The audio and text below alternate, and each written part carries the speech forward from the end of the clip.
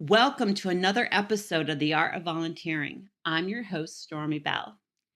Today, I'm sitting down with friends, Francis and Dennis McKane. They are dear friends of Lillian Armstrong, who's been a guest on the podcast. And she was so excited to introduce us for them to have a conversation. And I am looking forward to just hearing about their journey. They are lifelong volunteers, if you want to say that, and just hearing the impact that they've had through their wide experience. So, welcome. Thank you, Fran, for coming on, and Dennis. Thank you. Fran McKane is a retired occupationalist therapist and an office manager for a family business, as well as a mother. She is currently the co manager of the Nature Store for Friends of Cape May National Wildlife Refuge. She orders nature related products for the events like rain barrel demonstration and helps organize the store. In her role, she provides information and educates the public about conservation and nature. Fran enjoys the outdoors, nature, hiking, the beach, cross country skiing, and travel. She has enjoyed volunteering in various ways for 50 plus years. Dennis McKane is a retired fire protection contractor. He is a field trip assistant with the New Jersey Audubon, CMBO, and a project manager for Wilderness Volunteers. He also volunteers with Habit for Humanity Cape May County construction crew with the Historic Corps and YMCA of the Rocky Snow Mountain Ranch. Dennis enjoys most outdoor activities. Dennis has volunteered with various groups for at least 60 years. So it sounds like volunteering is a way of life. How did you get involved? Like, where did your volunteer journey begin? Well, mine started way back when my son was a Cub Scout. So started volunteering with Scouts, Cub Scouts, Boy Scouts, Girl Scouts for our Yeah. daughter, and just went on from there. When we moved to a new town, there was a group called the Welcome Wagon. And if I don't know if you remember that, you would get a little packet in the mail and it would Yeah. invite you to join a group of women. So I did join that as well. And we would raise money. I briefly remember raising money to buy an incubator for a local hospital. So that's way back when. From there, just in our free time when we started to have more time as retirees, got involved with, like Dennis said, the Snow Mountain Ranch, YMCA, where we get to live there and cross country ski as much as we like. Other things with outdoors, the Cape May National Wildlife Refuge. Um, I started out as just a occasional volunteer sitting in the nature store and giving people information. And now I have a bigger role as a co-manager, which only means that I get to order products and You schedule get to other work more. volunteers. Yeah, yeah. Very cool. Dennis, how about you? Okay, well, actually, I started when I was a teenager with my father. He belonged to an organization called the Batona Hiking Club, and they were building a new trail at the time in the Pine Barrens, which is now known as the Batona Hiking Trail. And I would go with him on the weekends and work on building the new trail. That was the first thing I can remember working on in the outdoors. And from there, like Fran said, as we had more free time, we would volunteer with different organizations. Okay, but You were a Boy Scout leader okay, for many but I was years. going to say, you know, I did lead the, I was a scoutmaster, and we camped every weekend in the Pine Barrens. I mean, every month Yeah. in the Pine Barrens, and the boys did different projects too, volunteer projects. So that was good. And from there, we moved on to stuff that was local and also stuff that was national. That's awesome. So let's talk about your core values of volunteering. As we were preparing for it, I asked each of you like three values that really stood out to you. Um, Fred, let's start with you. You volunteer at the Cape May National Wildlife Refuge, and just talk about what that allows you to do and what you get to impart in children and adults. Well, the organization itself works on conserving wildlife, and in my role, I help introduce some people to nature that they really didn't know about, especially here at the Jersey Shore. We have a lot of shorebirds, and several of them are endangered. So we try to educate people on protecting wildlife. And to me, it's just good to see people come in, especially children, and learn more about nature. And that's just so important. It really is, heartwarming to have these little children come in and get so excited about nature. And I'll tell you, some of them know so much more about animals and birds and nature than I do. So it's really heartwarming. It's great. Amazing. Let's talk a little bit about the sense of worth that come with volunteering. You mentioned out that you would actually put volunteering provides me with a sense of worth and enjoyment in many ways. What does that look like for you? Well, it again, I've been involved in so many different organizations, and every time I get involved with something, it it it helps, especially with nature. Like it just helps preserve nature, and worth is that I don't know, just working with other people and Do you doing a do good you thing. find like it gives you purpose or a sense of community? Oh, definitely, definitely. And especially like Dennis said, YMCA, the Rockies Snow Mountain Ranch, when we volunteer there, there's such a sense of community. We've made so many good friends there. Here at Cape May National Wildlife Refuge, I've made lots of really good friends, close friends. So yeah, it definitely gives a sense of community. Amazing. Plus, it's fun. Oh, it's always fun. Well, not always. Sometimes if you're, doing some hard work, trail work or something like that, it's it's tough. But no, But it in is a different way. it is always fun. Okay. Yes. Very cool. And then you talked about the YMCA with in the what you call it in the Rockies. But you also help locally, and I had this guest on like I think my first season. You help out with the Cape May Jazz Fest. Yes. Yeah. Yeah. We started doing that a few years ago, and it's fun, and you get to listen to great music while you're volunteering. So, It's on doing my good to-do things. list. I actually want Yeah. to come over sometime, and the my schedule and its dates don't usually jive, but it's going to Mhm. at some point. We're going to make sure it jives. Yeah. Well, this year, the Jazz Fest and the Cape May Bird Fest are actually on the same weekend, so that causes quite a dilemma. Which one do we volunteer for? Where do you spend your time? Yeah, or Yes, you splitting because you wanna see right. the birds, but that music's I've heard is really good. Oh yeah, yeah, yeah. A lot of decisions to make. Very cool. Alright, Dennis, it's your turn. You're in the spotlight. So, let's talk about your core values.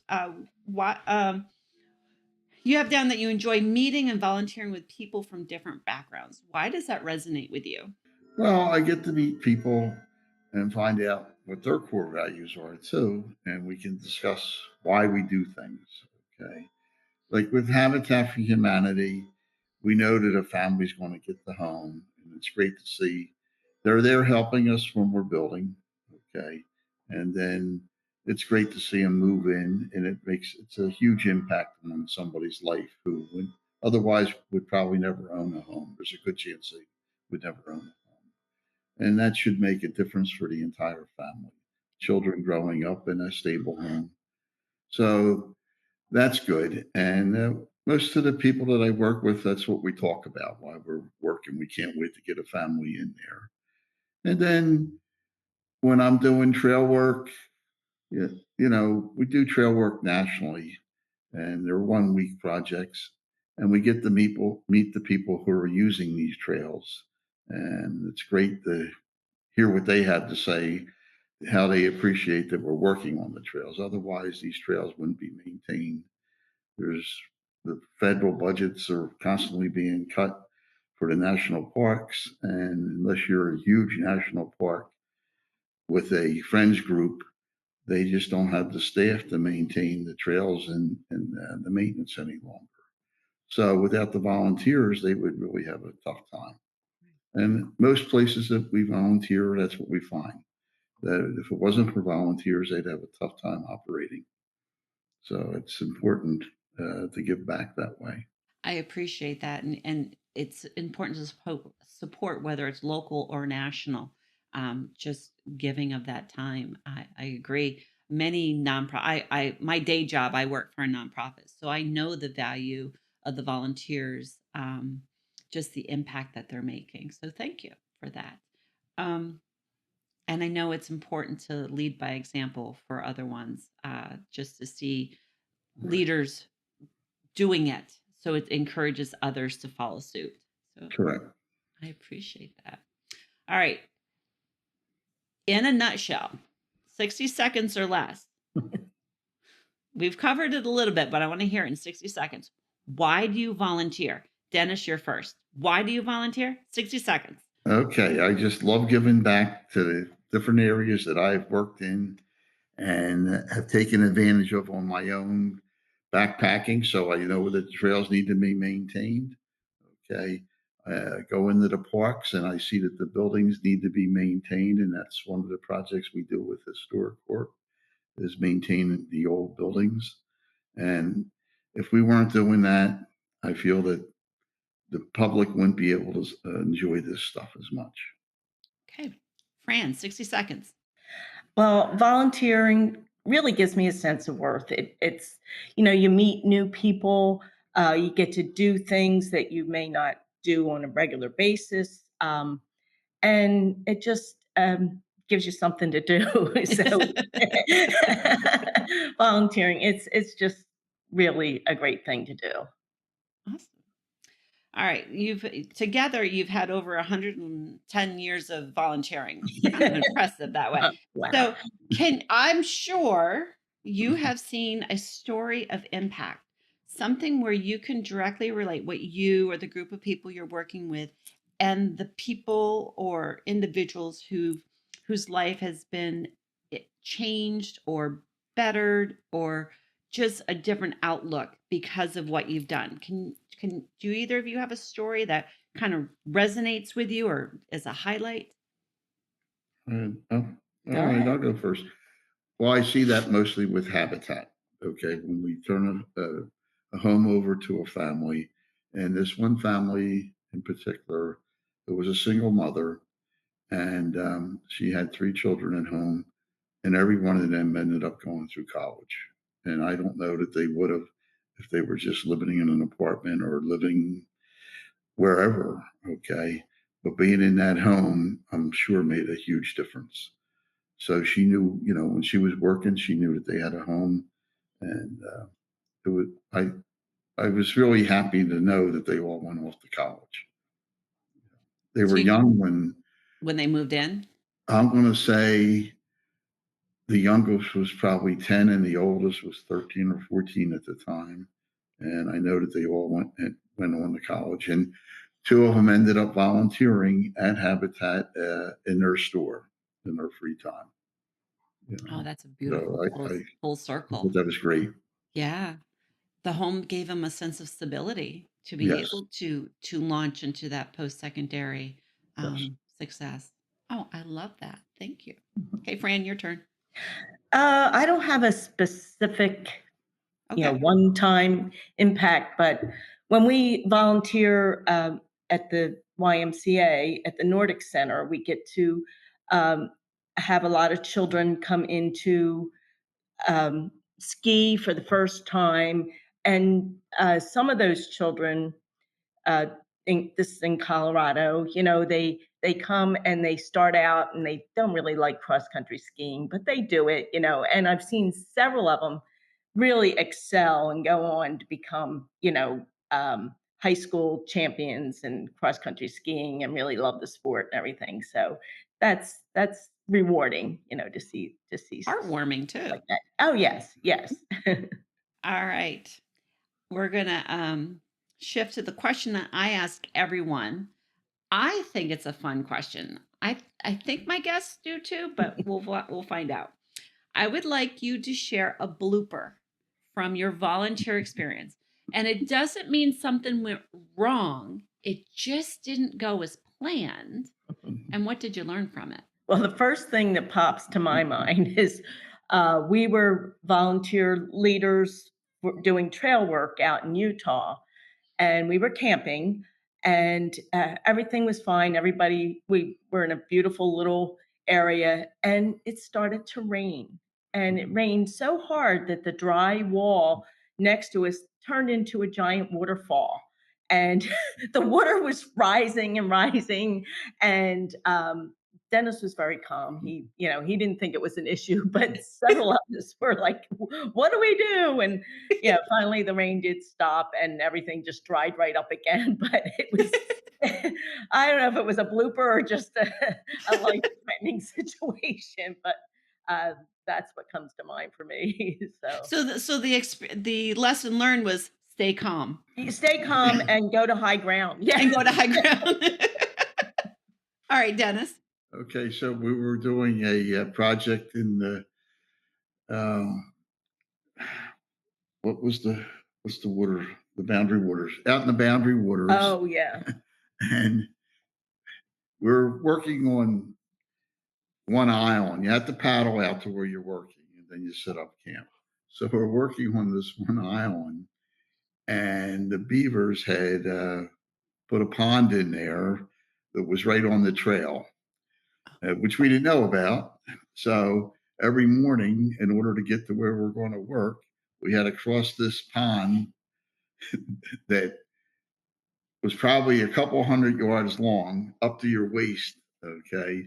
So finally, some people started carrying the canoes back up there and using the canoes to go back and forth. And most of us just walked through it, but it was unexpected. Unexpected. And we made the best of it. Oh, and the reason several of us didn't want to go in the water is because some people actually had leeches on their bodies as they came out of that pond. Oh my goodness. So there's more to that story. Yeah. That's awesome. Okay. We are at the end of our conversation, and this is where I give you the mic, and I want you to love, like a Philly love, like the love sign, on the organization that maybe your favorite one, or just the one that you just had the most affection towards, and just love on them. Something that you thought of that we didn't talk about, or the volunteers, or the mission. It's yours. Go for it. Go ahead. Okay. Well, I do love working with Cape May National Wildlife Refuge. And where we're located, where we have our nature store and we have trails and most volunteers come to work, is called 2 Mile Beach. And that is at the end of Wildwood Crest. And it's very not quite known. Every day we have people come in and say, "I never knew this was here," but it's a great little location, and I love working there. I love, when people do come in and find this little gem right here in the wild woods that they didn't expect. And so, yeah, it's great. It's a great thing.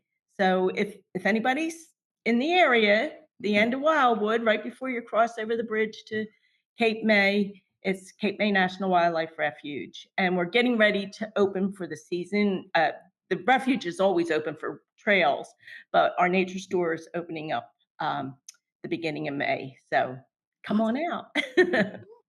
Great. Your turn, Dennis. Okay, so I started a few years ago with a volunteer with a new organization called Historic Corps. And I really enjoy that because most of the properties, the buildings that we're working on, they're all historic. Okay. And most of them, if it wasn't for the volunteers working on them, they would just be lost. Okay. So most of them were built by during the Roosevelt, when he had the CC, or CCA, CC, when he Yeah. put the people to work out there, the young Yeah. people. And so most of these projects are 70 or 80 years old and or older, and they've been left. A lot of them have been left go over the years. Roofs need to be replaced. Most of them were log cabin style or stone that they got right on the job site. And so there's a lot of maintenance to be done on them. And I feel really good when we're done because I know that they're going to last another 50 or 60 years and the public will be able to come and use them and see them. Oh, that's awesome. You're like paying it forward. Good. Yeah. All right. Fran and Dennis, thank you for being my guest today. Thank you. I have had the pleasure of sitting down with you, and we will let Lillian know that we had a tremendous conversation. Okay. So, I just want to thank you again. To my listeners, I know that you realize that no matter where you are, you can get involved and pay it forward. Have fun, join a community through volunteering. I want this to motivate you to help transform the fabric art society by just helping one other person. So if you would rate and review this episode wherever you're listening, it really does help others hear about it. So until next time on The Art of Volunteering, have an amazing day. Bye bye.